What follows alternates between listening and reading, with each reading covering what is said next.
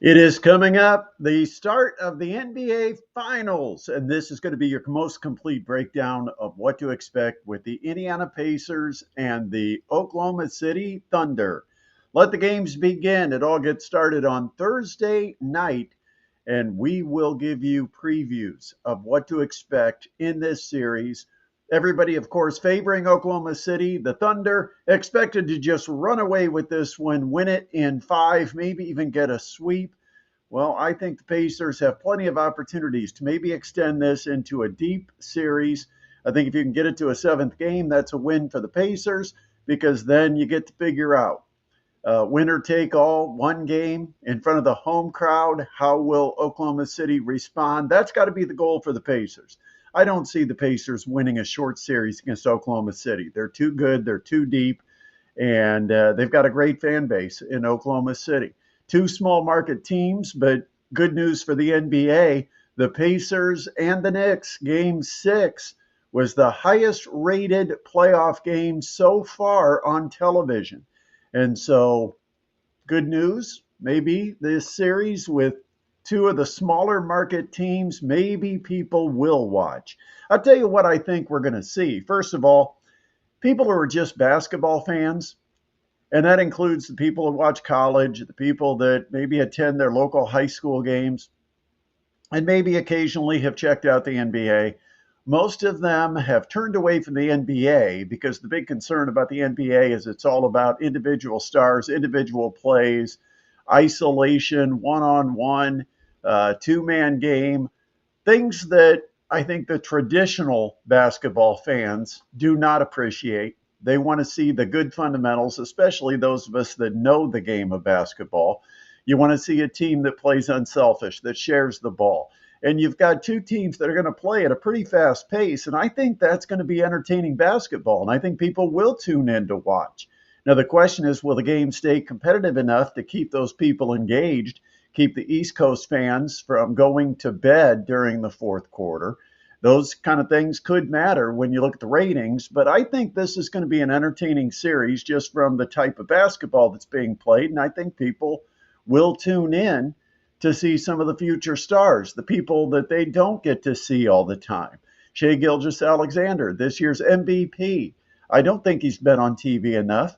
And I think there's a lot of the country that hasn't really gotten a chance to see Shai Gilgeous-Alexander and what he can really do. And of course, Tyrese Halliburton, Pascal Siakam, some of the Indiana Pacers stars, they almost never get on national TV. And so this is the first exposure to Pacers basketball, and it's an entertaining brand of basketball. They've got a great culture in Indiana. They know how to play the game the right way. They're all in it for each other. They're all in it for the team on the front of the jersey, not the name on the back. And I think people are buying into that. And I think that's why people watch the Indiana Pacers.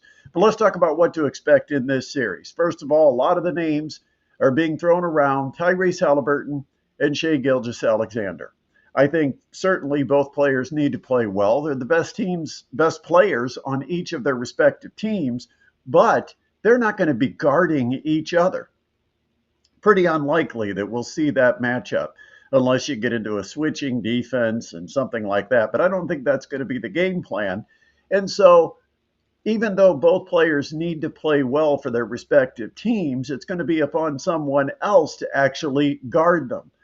And when you look at Tyrese Halliburton, he did not play well against the Oklahoma City Thunder. One of the two meetings they had this year, which Oklahoma City won both head-to-head meetings, including a 132 to 111 rout in Oklahoma City back on March 29th, which was late in the regular season. Tyrese Halliburton had only 4 points in one of the meetings against Oklahoma City. 4 points. I mean, he's got to be better than that. The Pacers, you only have 4 to win. You can't give one away or 4 to lose. But you can't give one away by having your star player score only 4 points. So Tyrese is going to have to be better. You know who was really good against the opponent? Was Shai Gilgeous-Alexander. I know he averaged, 32, 33 points a game this year. He's been outstanding and a very deserving MVP because Oklahoma City finished with the best record in the NBA. But He was even better against the Pacers, including 45 in a game played just after Christmas in Indianapolis. And he had another 33 when they met a second time. So in 2 games, he's averaged 39 points a game, but he's also scored better than 1 point per minute. Pacers going to have to figure some things out defensively. And I'll tell you this, looking at the matchups, I would not be opposed, and I know people will think I'm crazy for saying this, but I wouldn't think it'd be the most outrageous thing to have Pascal Siakam on Shai Gilgeous-Alexander. Now, I don't think he's going to play him the entire game because nobody can play him the entire game. You've got to change up the bodies against SGA because he'll end up putting somebody in foul trouble if you try to guard him the whole game. But can Siakam, with his length, can he maybe contest three-point shots while still being in good enough position? Because nobody's going to stop SGA if he wants to get to the basket. The quick little crossover, the drive into the paint, the little teardrop floater. I mean, he's got the full package. And so nobody's going to stop him, but maybe length can at least contest him. That's what you've got to hope here.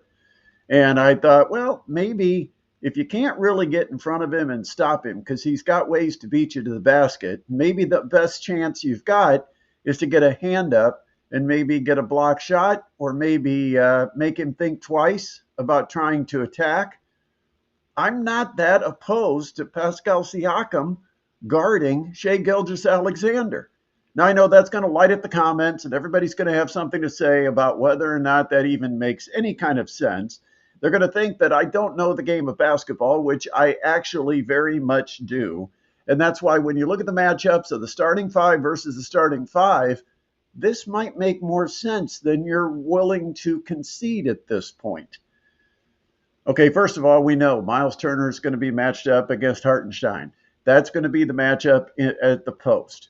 But then, Oklahoma City has really 4 guards out there. I mean, they don't play a second big. And so the Pacers, who have 2 bigs on the floor in Turner and Siakam, you've got to figure out, okay, now what matchup works best for Siakam? And here's my thinking, is when you look at the Oklahoma City roster and you take Jalen Williams, I'm like, put Nesmith on Williams. They're about the same size. Let them match up. Let Nesmith try to take Williams out of the game because I still don't think you take SGA completely out of the game, regardless of who guards him, but try to limit Jalen Williams by putting Nesmith on him. And then you've got Lou Dort and Cason Wallace, and you're going to have to match up probably Nembhard and Halliburton on those 2. Well, that means the only guy remaining for Pascal Siakam would be Shai Gilgeous-Alexander. It's not the dumbest thing you've ever heard. Well, maybe it is, but I still think it makes sense. But we'll see how the Pacers match up because it's a little bit of an awkward matchup because the 4-guard type of offense that Oklahoma City runs. And then if they put in Chet Holmgren, and if he ends up being in the starting lineup, then you got to switch things up again. And you'll probably have to put Siakam on Holmgren and change things up with the other 3. But I do think you have to change defenders against SGA. I don't think you can play one guy on him the entire game. It's probably going to be Nembhard at times. It's going to be Nesmith at times. Unfortunately for the Pacers, the injury bug with Jarris Walker being out. And it sounds to me, if you kind of read between the lines, that Jarris Walker might be out for the season. Rick Carlisle didn't want to say that. All he said is he will not play the first 2 games. He could be out for a very lengthy period. There's not that much season left. And so I'm not expecting Jarris Walker to be available in this series. And if he does get back, I think that would be a blessing for Indiana because this is one of those games or one of those teams where I think Jarris Walker, again, could be important because you got a lot of those 6'4", 6'5" guys that Jarris Walker could match up against. But But again, when you look at how the matchups go, I think Turner Hartenstein is going to be a very important matchup. Hartenstein kind of got the best of Turner in the series a year ago when Hartenstein was the center for the New York Knicks. And Miles Turner comes off a series where he did not look good. Against the New York Knicks, Miles Turner was a pretty insignificant piece for the Pacers. He didn't hit a ton of threes, which didn't force the defense away from the basket, although the Pacers did play five on the outside. But Turner needs to be able to take Hartenstein outside and hit some three-pointers. Turner has to be able to rebound with Hartenstein, and he can't let him get offensive rebound after offensive rebound. It's too hard to defend this Oklahoma City team, and if you get a stop, you can't give them a second chance, like the New York Knicks were getting. And so Turner is going to be a very important part of the Pacers' success, or perhaps even lack of success. And Andrew Nembhard, let's hope he brought some confidence out of that New York series when the second half of the last game, game 6, he started to find his shot, because he's a guy that's very important to the Pacers offensively, because he is a guy that the defense has been allowing to shoot because he's been so cold. He's been in such a big slump that the defensive strategy's been to kind of help off him and try to maybe chase on a double Halliburton or double down on Siakam, whatever the strategy might be with that double team. But they've been willing to give space to Nembhard in the process, and he finally hit a couple of shots against the Knicks. And hope he comes back with that confidence in Oklahoma City here in the finals. But first of all, Shai Gilgeous-Alexander is going to score points, and this is going to be, I think, a high-scoring series. The whole key of this series is going to come down to whether the Pacers can actually score against Oklahoma City's defense. I mean, you look at the numbers, and both these teams are near the top. I think Oklahoma City is, what are they, 4th in total offense per game during the regular season. The Pacers are 7th. So they're both up there near the top in scoring. During the playoffs, top 2 scoring teams. But defensively, during the regular season, Oklahoma City was 3rd, and the Pacers were somewhere halfway through the league. Lower half, second half, bottom half of the total teams in defensive points per game. That's going to be important. Pacers going to have to score against that Oklahoma City defense. And so the Pacers have to be able to put up more points than they got. 114 and 111 in the 2 games head-to-head. The target number for the Pacers, 120. They're a much better team and have a darn good winning record, 33-2 when they score 120.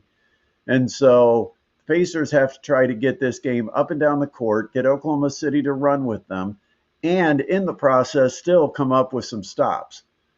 That's quite the challenge, especially opening this series with 2 on the road in Oklahoma City. But so far, every series, the Pacers have found a way to get at least one win in the opponent's building. In fact, against Cleveland and New York, they won the first 2.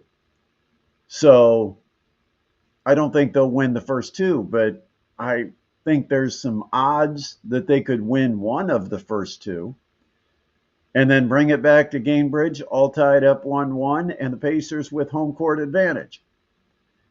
But the 2 games so far this year, once again, 120, 114. That game was played the day after Christmas in Indianapolis, and 132 to 111. Oklahoma City won when the game was played on March 29th. But Shai Gilgeous-Alexander exploded against the Pacers, had a 45-point game against Indiana, also had a 33-point game, averaged 39 a contest, better than a point a minute, while Tyrese Halliburton struggled, 18 in one game, 4 in the other, averaged 11 points a game against Oklahoma City. We all know that's not going to be good enough. Got to be better than that. And, this is where the stars have to shine their brightest. And the big stage of the NBA Finals. And it should be, as I said, entertaining. I think it's going to be an entertaining series. And I think I think fans are going to enjoy the brand of basketball. I think they're going to enjoy seeing different faces, different names, different places in the finals. You don't have the same teams that everybody wants to talk about with the Knicks, the Celtics, the Lakers, Golden State, Denver. I mean, you actually have some new teams. And so I think the country will tune in. I don't know that it'll be as big as if you had a New York or LA that certainly influences the overall numbers for the national audience. But I think you could have people that tune in for a significant amount of time because they'll enjoy watching NBA basketball being played almost like college basketball, playing with pace, playing unselfish basketball. I think it'll be an entertaining series. All right, I got to make a prediction on this one and what I expect. I think the Pacers' best chance is to extend this to 6 games or 7 games. I don't think the Pacers can win it in 4 or 5. I think to beat this Oklahoma City team, I think they would have to go to 6 games. I think if they can somehow, and this has to be the goal for the Pacers, if the Pacers can somehow get this to 3-2 advantage Pacers after 5 games, the Pacers win 3 of the first 5. I think they've got a chance to win this in 6. I don't know that the Pacers can win a 7th game in Oklahoma City, although I think there would be pressure on Oklahoma City in a 7th game playing at home. And remember, the guy with the most experience in a NBA championship setting is Pascal Siakam, and he plays for the Pacers. But I think the Pacers' best chance is to shoot for a 3-2 advantage after 5 games. That's what they need. Bring it home, get the crowd excited for a Game 6 at home with a chance to win an NBA title. If the Pacers can't get it to 3-2, their advantage, I think they lose this series. I think there's a good chance it can make it to 6. If it ends in 4 or 5, it's not going to go the Pacers' way. But my gut is telling me that this Oklahoma City team, now that they are fully healthy, I think this Oklahoma City team has a slight advantage. I think their defense is going to do things against the Pacers to slow them down. I think they make life a little difficult for the Pacers, who have to win games offensively because they're not a great defensive team. I think Oklahoma City is going to ultimately win this series. My hope is that it goes to 7 games, but I would not be surprised if it's closed out in as little as 5. I'm going to be here cheering for the Pacers. I hope you are too. Wherever you are at, I hope you enjoyed this little bit of a breakdown. Should be a lot of fun. We'll talk more about it here in upcoming videos. But make sure you join us. Make sure, too, while you're connected here, you subscribe, you like, you share, and leave a comment on what you think for this series with Pacers versus the Thunder. Love to hear from you. Have a great week. Enjoy the games. I'll get back on here and preview more before this series gets started. And on Saturday, we've got our full live Sports Rush show coming up this Saturday afternoon. Make sure you follow me on X so we can give you the show time and everything like that. All right, have a great week, and thanks for watching. And make sure you subscribe, hit the button. Do that. It's a favor. It's free. It helps everybody out. You feel good about it. Now then, you'll be able to know when we've got some videos. You'll be able to go access them and watch them. But also it helps the channel grow as well. Talk to you next time.